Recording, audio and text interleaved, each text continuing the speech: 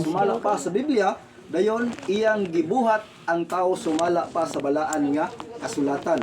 Muna na sa panahon ni Haring David, dinhi magtumabasa dinhi sa Salmo 139, usa ni kabutang atong palandungan nga dili lang kay sa panahon ra ni Moises, panahon sa Genesis, dili pod sa panahon sa usa ka hari nga si David. Ingon si Haring David, ikaw ang nagbuhat sa tibuok kong lawas, no? Gipaila ni David kung unsa kagamanan ang Dios nga atong gilagaran, no? Espesyal kayo ang pagbuhat sa tao sumala pa sa balaan nga kasulatan. Ikaw ang nagbuhat sa tibuok kong lawas. Ikaw ang nag-umol kanako sa sabagan sa akong inahan. Di padayon to sa bersikulo 16. Ang tagal sa panahon alang kanako nasulat na sa imong basahon, no?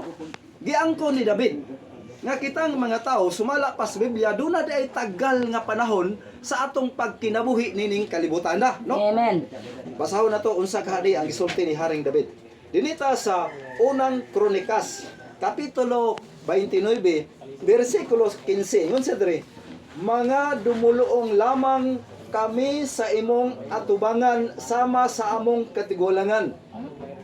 Ang kinabuhi namo dinhi sa yuta sama sa anino nga lumalabay lamang, no? Gipaila sa usa ka hari nga si David, ang atong kinabuhi dinhi sa kalibutan sama kunuta sa anino nga lumalabay lamang, no? Ingon sa Santiago, unsa kayo pagkamatuod Apostol Santiago, mahitungod usab sa kinabuhi nato.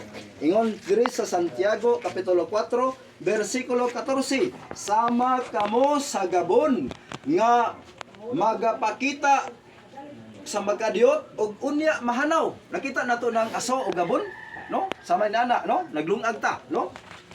Mawala ra gihapon na siya sa inana kuno ang kinabuhi sa tao. Sa to pa ang kinabuhi sa tao nini kalibutan, doon na siya limitasyon o dai limit sumala pa sa balaan nga kasulatan. Muna ngingon ni Job maigsoon, Job kapitulo 14 ato ning balikon kun unsay giingon paila ni Job, no? Ang gitas-on sa kinabuhi sa tao daan ang gilatid, no? Ato ning gistoryahan gahapon, no?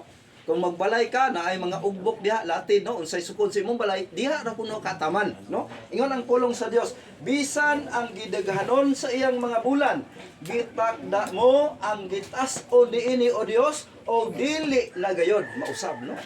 Ang igsoon tama rin siya diha napita, no? Tama siya ni adlaw, pero sa siya namatay, no? O diha rigud kutob ang iyang kinabuhi, no? Kay kita manggong mga tao sumala pa sa pagpaila sa balaan nga kasulatan, huwag kita kabalog kanus sa ato mamatay, no? Ecclesiastes kapitulo 9 bersikulo 12, no? Mo wala ka masayod kung kanus akini mahitabo kanimo, no? Munang importante